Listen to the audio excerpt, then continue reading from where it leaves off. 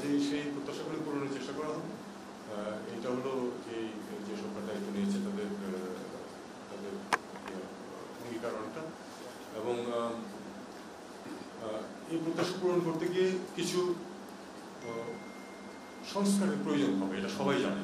কারণ আমরা তো কেন এই সিচুয়েশনটা কেন হলো, কারণ ওভারে পিরিয়ড অফ টাইম এটা আস্তে আস্তে এটা গ্রো করেছে এরকম।